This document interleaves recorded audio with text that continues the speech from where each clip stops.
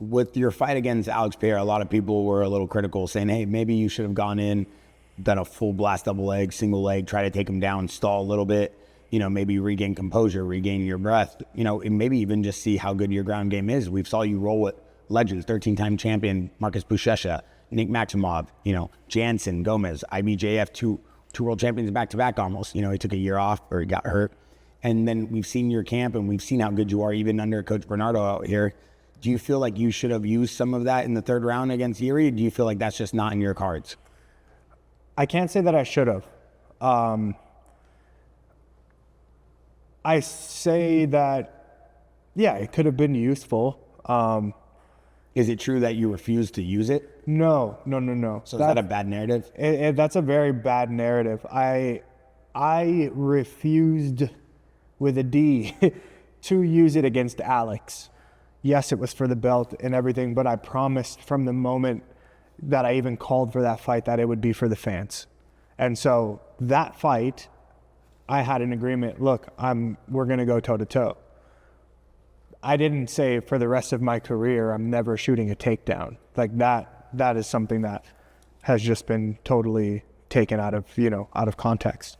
The reason why it didn't happen this fight is because that just wasn't my natural instinct in that moment, because everything was good until it wasn't. I think that's hard for the fans to understand. We've been talking about it for 2 days, but maybe you can elaborate on that. Everything wasn't good until it wasn't. It's such a unique phrase because in MMA, it's so true. You can win 2.5 rounds, but one shot could throw the whole thing away. Yes, a lot of times going against a guy in the light heavyweight division, we weigh in at 205, we come in the next day between 200 and 220, 230.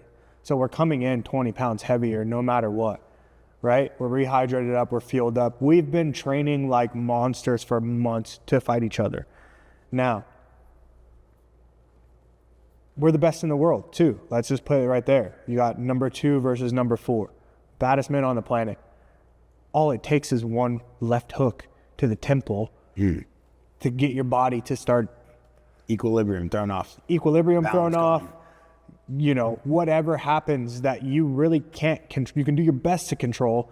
Was that what it was, a left hook? Yeah, there was a left hook that hit me on the high, and there was a big shot. When you play the UFC video game, sometimes a big shot and you see the character start flashing red and you've got to get him out, you got to back him out just to get him back to the, you know what I mean? When you're playing the game. So it's very similar. That's kind of a very real reaction.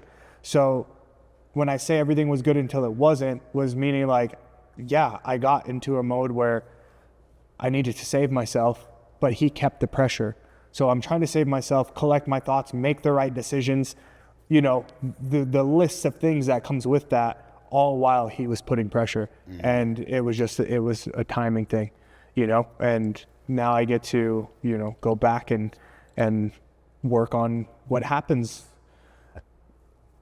if that happens again. What decisions do I make? And there's a lot of growth. Like this is the growth period of my life. Yeah. It's part of the game.